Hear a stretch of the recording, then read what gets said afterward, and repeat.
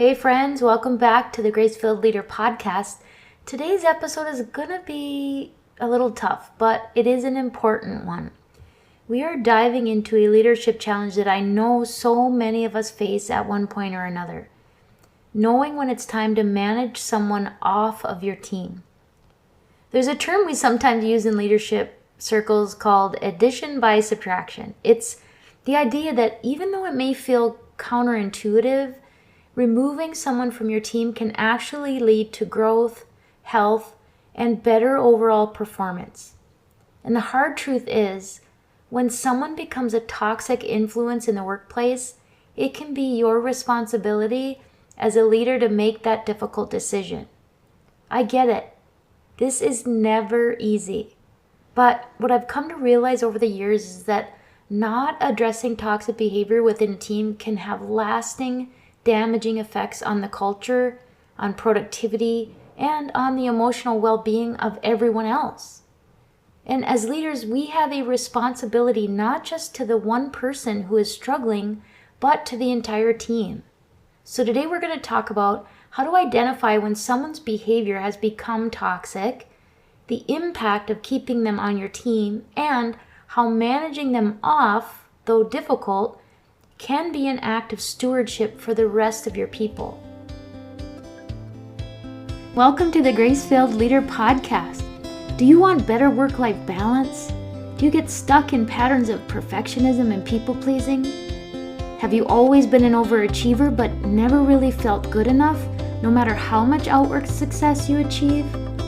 Do you want more time for the things that matter most? Well, you are in the right place.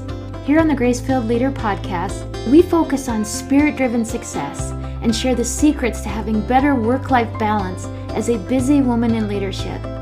Here you will learn how to set boundaries like a boss, find peace of mind, and reclaim your time for the things that matter most. Hi, I'm Tanya, a wife, mom, leader, and certified Christian life coach. For most of my life, I tried to find worthiness through achievement.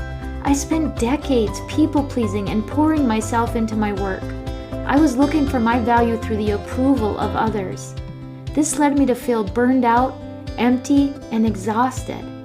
I had no time or energy for myself or my family. I realized that I was wasting time and energy looking for validation in all the wrong places.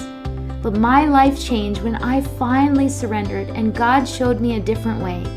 It is my mission to help you start living the abundant life God has for you. If you're ready to become fueled by grace and find freedom from people-pleasing, if you're ready to multiply your time and impact as a Christian woman in leadership, this podcast is for you. Roll up your sleeves, sister friends. It's time to get after it. Let's start by talking about how to recognize when a team member has crossed the line into becoming a toxic influence. We're not talking about the occasional bad day or the employee who's going through a personal hardship. Life happens, and grace is a vital part of leadership.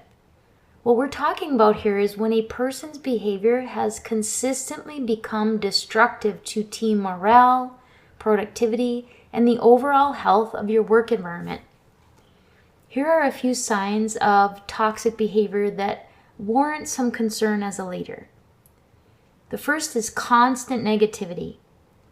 Every workplace has challenges, but if someone is constantly bringing negativity, refusing solutions, or undermining efforts, it can infect the entire team's mindset.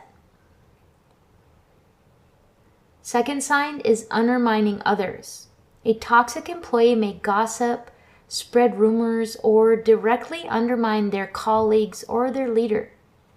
This erodes trust and it makes it difficult for people to work together effectively. A third sign is disrespecting leadership or team members. When someone repeatedly shows disrespect for authority, for coworkers, or for the mission of the organization, it becomes a serious issue. This could include talking back or refusing to follow guidelines or processes, or showing up with a bad attitude every day. And finally, Another sign of toxicity is a lack of accountability. If a person consistently refuses to take responsibility for their actions or shifts blame to others, it creates dysfunction in the team. When these behaviors are allowed to continue, even if it's just one person, it can erode the culture you've worked so hard to build. I know how tempting it can be to avoid the difficult conversations, especially when dealing with a person who has been with the team for a long time or is otherwise very talented in their role. But here's the thing. Allowing toxic behavior to continue unchecked isn't just about avoiding discomfort. It can become leadership negligence. By not addressing toxicity, you send a message to the rest of the team that this kind of behavior is acceptable. It starts to undermine your authority and, more importantly, the trust that your team has in you to protect the culture that they work in. Over time, you'll see high-performing, motivated team members start to feel discouraged, disengaged, or even start looking for other opportunities because they don't feel safe or supported. The longer you let toxicity go, the more likely it is that your good employees will be the ones to leave.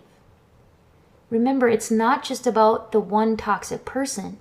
It's about the rest of your team who deserve to work in an environment that fosters respect, trust, and growth. Now, let's talk about this concept of addition by subtraction. I know it feels hard to even think about letting someone go, especially if they've been around for a while or they have specific skills that are valuable. Sometimes the most toxic people can be the most productive people on your team, but sometimes removing a toxic influence is the best thing you can do for the entire team. When you let someone go who is consistently undermining the culture and the morale, you'll often see an immediate positive shift. The weight lifts, the air clears, and the team starts working together more harmoniously. There's less drama, there's fewer complaints, and people feel more empowered to do their jobs well. Here's why. Morale improves because when negative energy is gone, people feel more comfortable, more valued, and more motivated. They trust that leadership is committed to maintaining a positive work environment. Productivity increases. Without the constant distraction of toxic behavior, the team can focus on their work and collaborate more effectively. Creativity and innovation starts to flourish when people feel safe and respected and they're not walking on eggshells. Leadership respect grows because when you take the necessary action to remove someone who is damaging the culture, you reinforce your commitment to the well-being of the team. They know you are willing to make the hard calls when it matters most. I've been through this a couple of times, and let me tell you, letting people go is probably the hardest thing in leadership.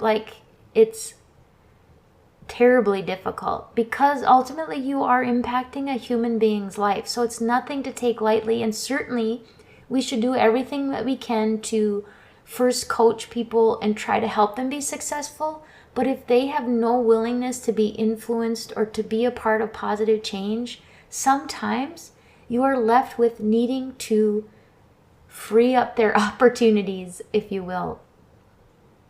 So, how do you manage someone off your team? Now, like I said, managing someone off the team should never, ever, ever be taken lightly. It's important to go through the proper steps before making such a serious decision.